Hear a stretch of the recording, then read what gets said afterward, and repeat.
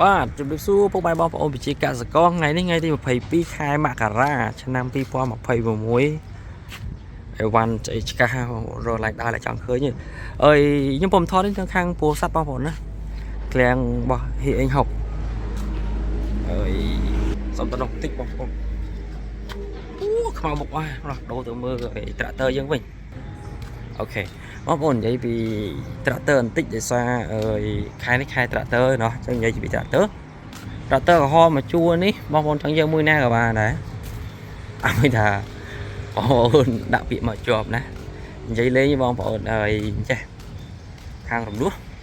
អញ្ចឹងបងប្អូនធ្លាប់ឃើញដឹងហើយណា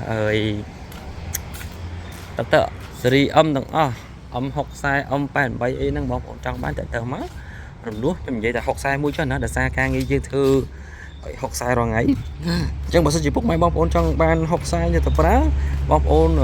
អាចទៅមកខ្ញុំបានតាមរយៈលេខទូរស័ព្ទតាមអីដែលបងប្អូនអាចទៅមកខ្ញុំបានទេណាតាមឆាតក៏បានតាមអីក៏បានដែរអរគុណបញ្ជាក់ថាត្រូវទៅ60នេះយើងចូលរួមមុនត្រឹម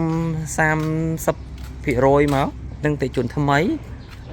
មានន័យថាអ្នកដែលអត់ដែរយកពួកខ្ញុំសោះអតិជនចាស់យើងចូលរួមត្រឹម15%អតិជនចាស់មានន័យថាអ្នកដែលកំពុងតែជាពាក់មួយពួកខ្ញុំហើយអ្នកដែលជាពាក់ហើយក៏បង់ដាច់ហើយមានធ្លាប់មានឈ្មោះមួយ KLC ណាអញ្ចឹងអាចដាក់ពាក្យមកបានយើងនិយាយចេះវិញឲ្យសួរស្ដាប់ថាឥឡូវយើងនិយាយ30%ទាំងអស់ហ្មងទាំងអតិជនថ្មីទាំងជនចាស់30%ទៅហើយបងប្អូនអាចដាក់រំលោះបាន4ឆ្នាំ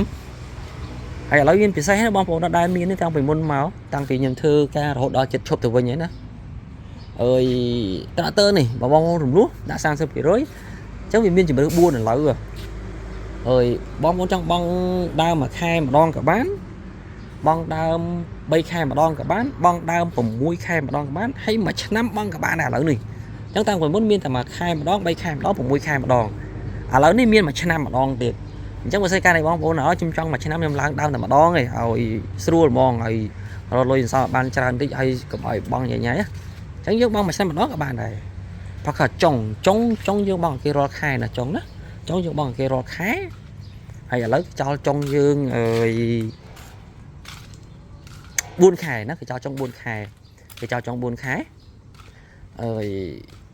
ល្អដែរណាបងប្អូនអញ្ចឹង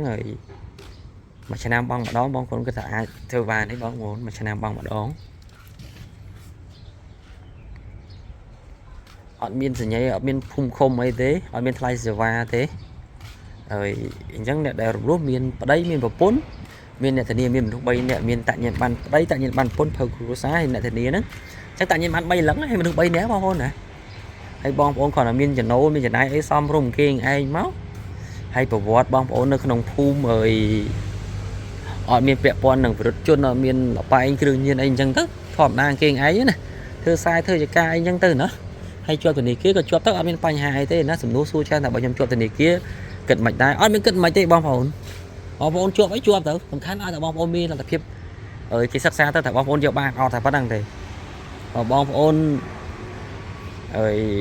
នៅមានលទ្ធភាពបងប្អូនពាក់បានពាក់ទៅគេអត់ខ្វល់ទេគេឲ្យទៅទៀតបងប្អូនបងអត់បានគេហ្នឹងសុំដកតែត្រាក់ទ័រឬក៏ម៉ាស៊ីនជិតមកវិញអញ្ចឹងណាអញ្ចឹងវាអត់ពិបាកទេបងប្អូនណាខ្ញុំមានតែប៉ុណ្្នឹងបងប្អូនណាបងប្អូនមានចម្ងល់អាចសាកសួរព័ត៌មាន